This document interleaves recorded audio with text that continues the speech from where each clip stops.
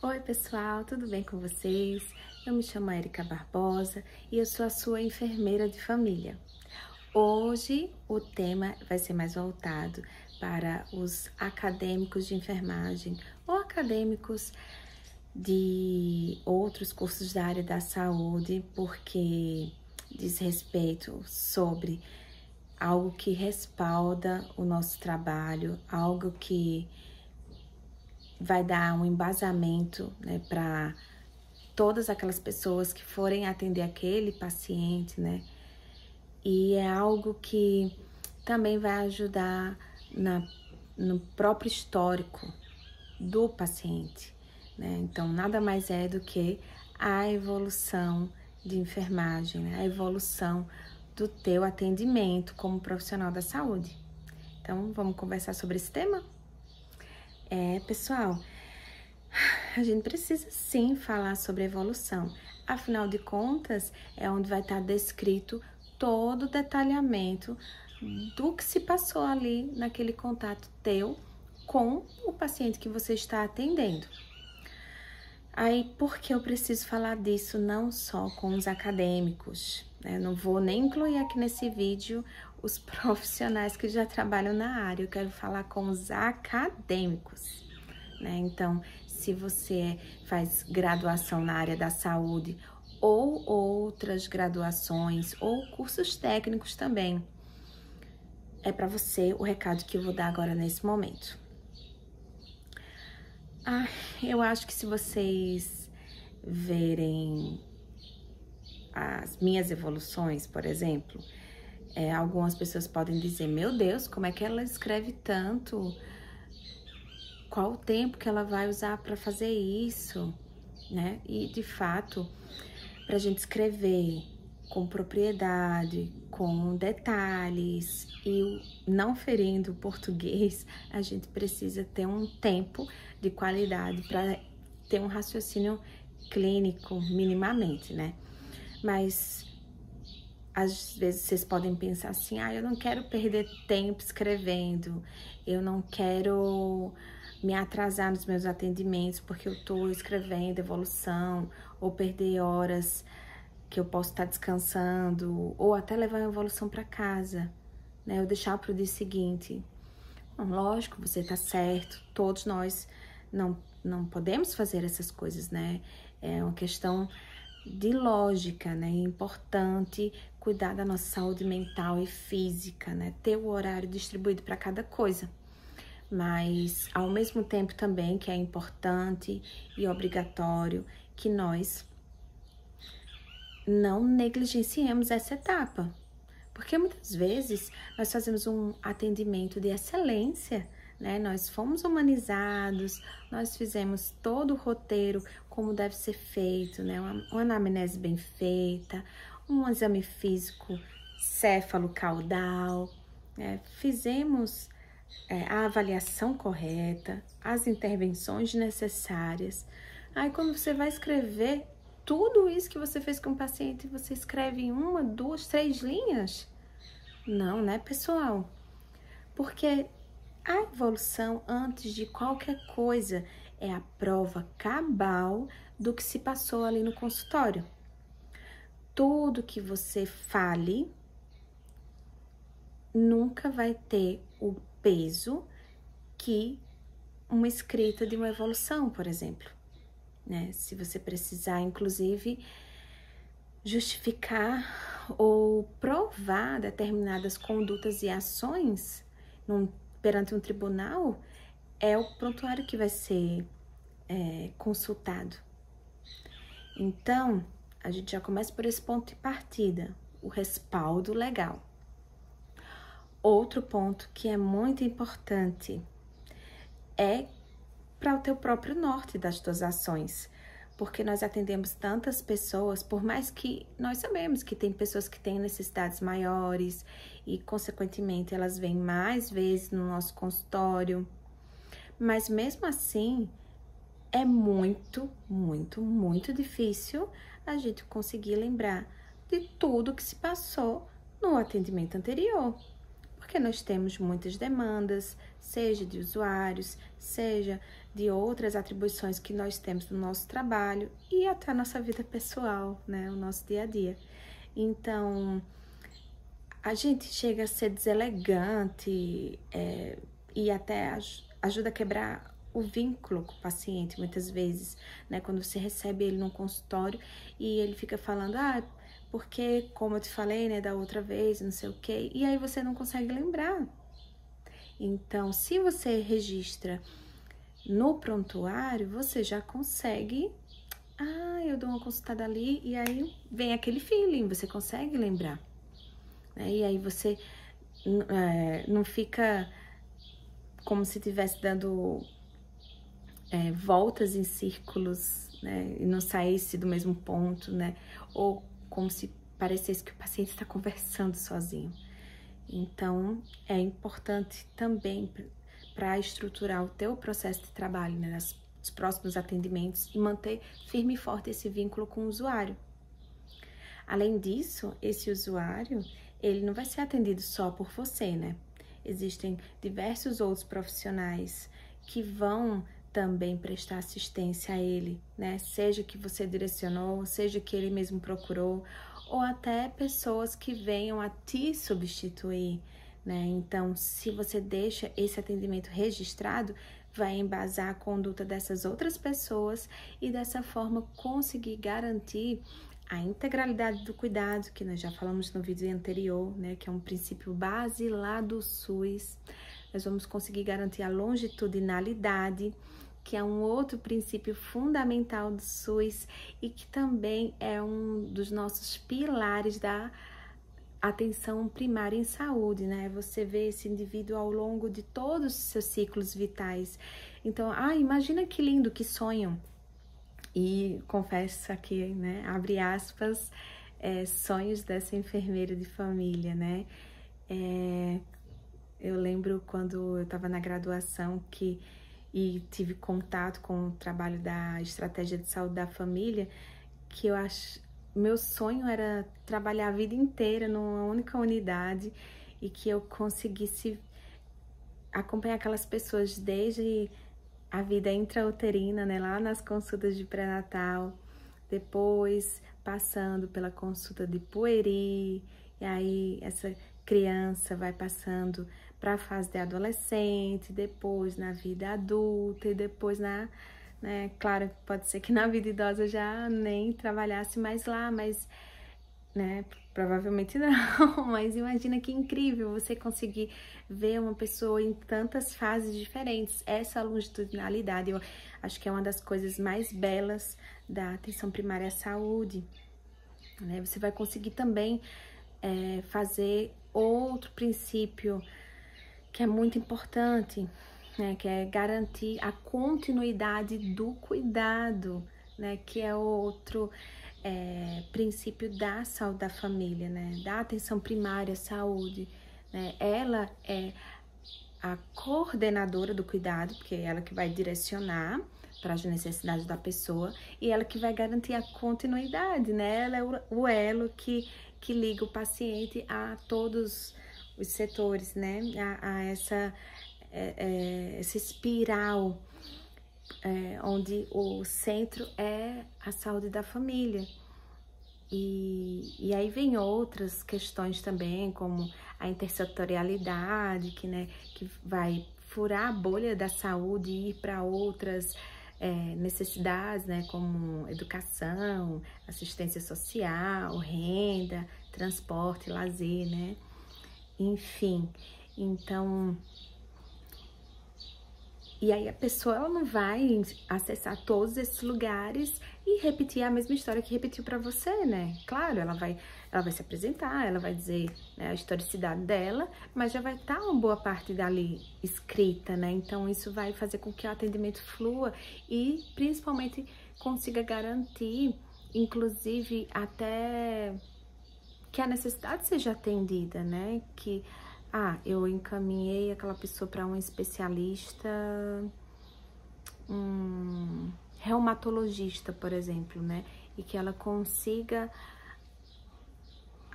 fazer o papel dela, o que tem que ser feito, né? Eu mandei para o reumato porque o reumato precisa avaliar se é determinado tipo de adoecimento, né? E não acabar fazendo um diagnóstico totalmente diferente, porque eu não descrevi, né, adequadamente a queixa do paciente, entende?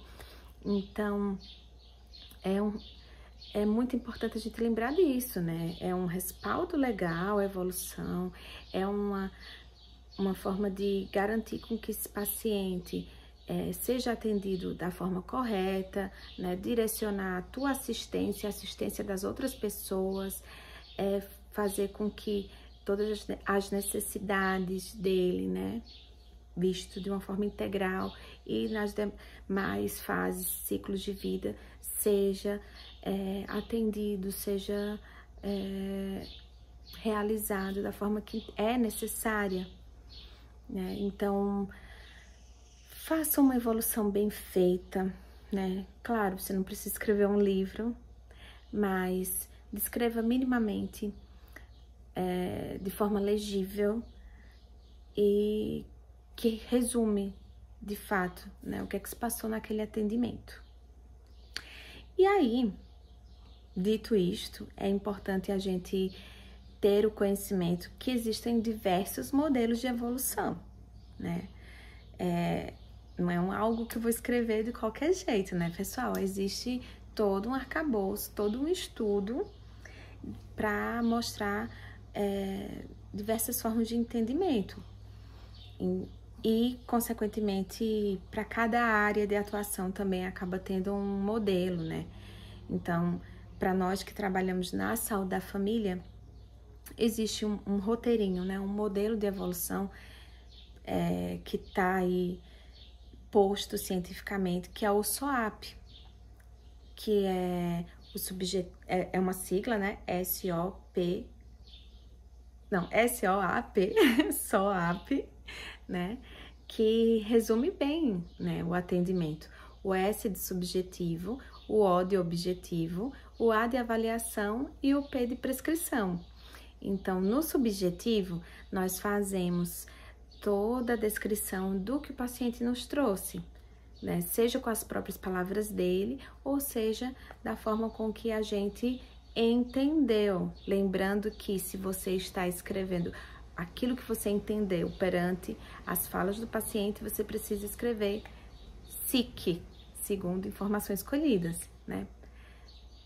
Pois, né, muitas vezes, infelizmente, existem ruídos de comunicação que podem, inclusive, fazer com que o profissional faça um entendimento errôneo das palavras do paciente, né?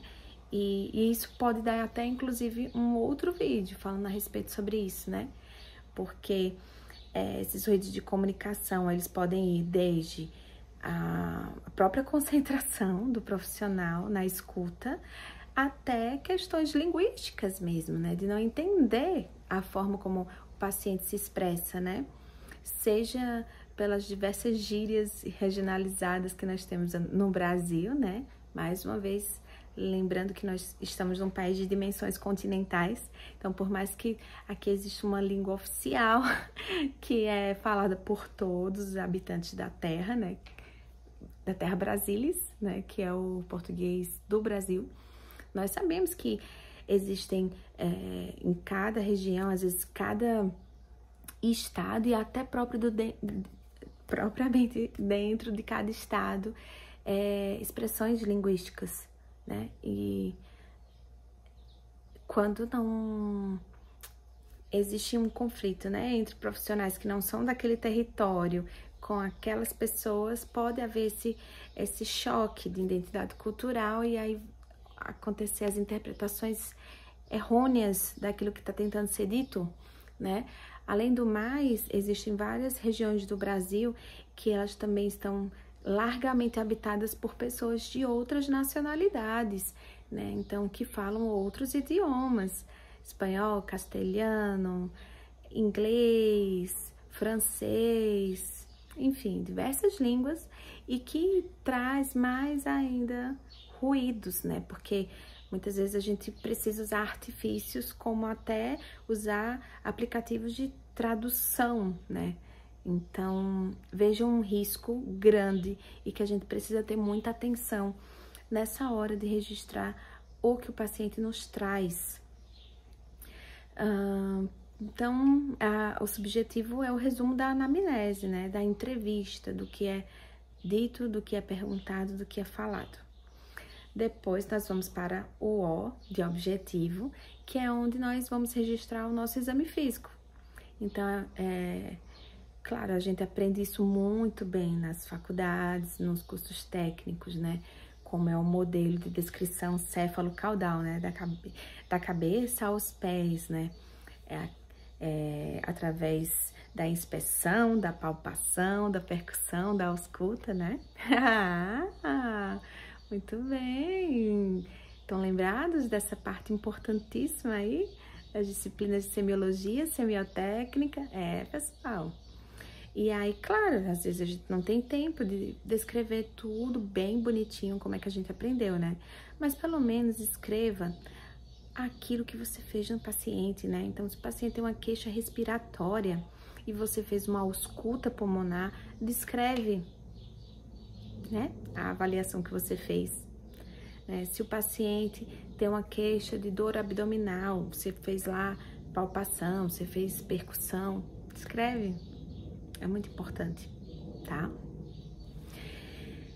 E aí, no objetivo não tem muito segredo, né? É escrever da forma que a gente aprendeu. Então, se você não consegue fazer o céfalo-caudal, escreve pelo menos aquela área que foi avaliada, de acordo com a queixa do paciente. Agora, escreve como tu aprendeu. Por favor. Não vamos escrever assim. Ai, agora eu vou fazer aqui um momento crítica a alguns coleguinhas, né? Que às vezes, por exemplo, assim, escreve estado geral bom e só. Ou assim, pulmão sem alterações. Não, minha gente, por favor, não. O que é um pulmão sem alterações?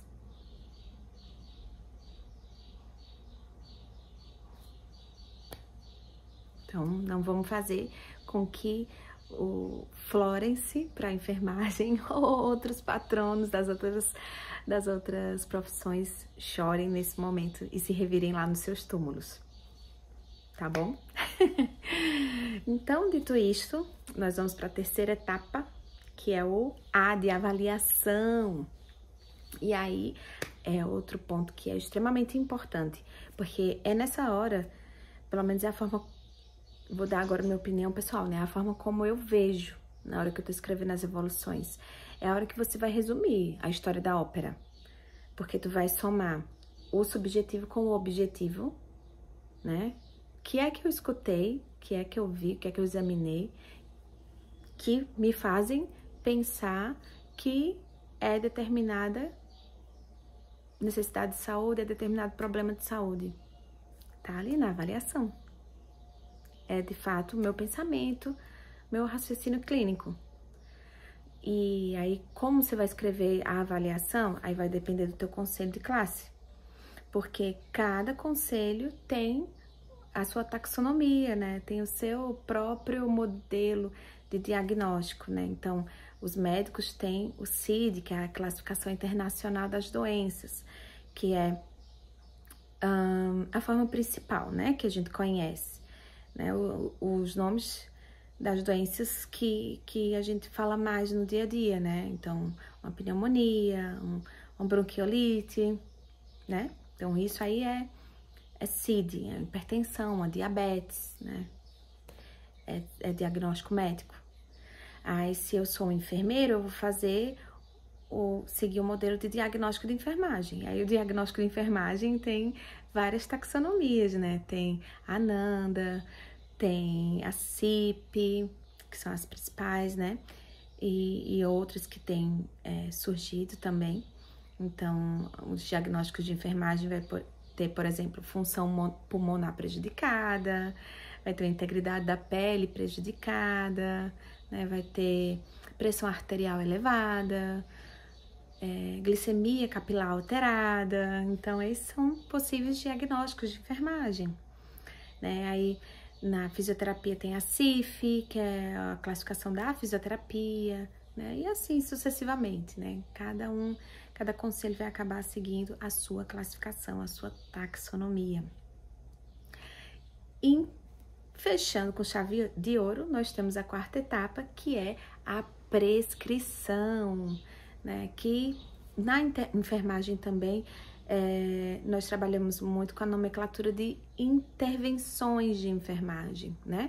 Mas no modelo SOAP se escreve com P de prescrição.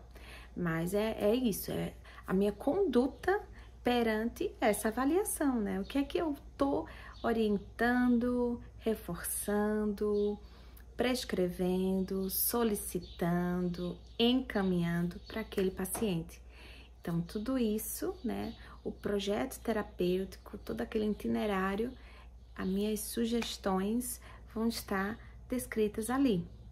E aí, essa parte é muito importante, que a gente descreva também, porque muitas vezes é o lugar onde as coisas se perdem, né? Então, quantas e quantas vezes chegam pacientes nos consultórios, né? E aí, eu tô conhecendo aquele paciente pela primeira vez, ele fala assim, é porque a outra enfermeira, ela tinha feito uma receita disso pra mim, né? E aí eu vou olhar lá no prontuário eletrônico, tem uma aba específica de prescrições de medicamentosas, não tem nada salvo ali, porque existe um prazo também, né? Que fica salvo, visível nas últimas receitas. Eu vou ver na evolução, não tá escrito, né? E às vezes pode ter sido um dia, por exemplo, que tava sem internet, ou faltou luz, e o atendimento foi feito todo por escrito, né? Em receituário, à mão, né? E aí, quando foi passado pro prontuário, se esqueceu, não deu tempo, enfim, de registrar tudo em todas as abas que tem que ser feitas, né?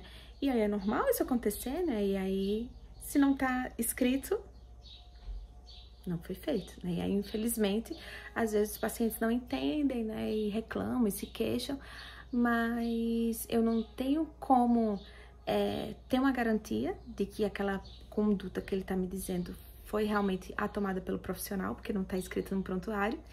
E, ao mesmo tempo, que agora, nesse momento, a necessidade de saúde daquela pessoa é outra, né? Ele tá em um outro cenário que me faz avaliar, muitas vezes, de uma outra forma, né? E aí, quando a gente vai tentar explicar, às vezes os pacientes não entendem, mas é nisso que a importância desse vídeo aqui, que eu tô enfatizando o tempo todo, esse registro adequado das tuas ações dentro dessa consulta, né? Do que você viu, ouviu, fez e orientou.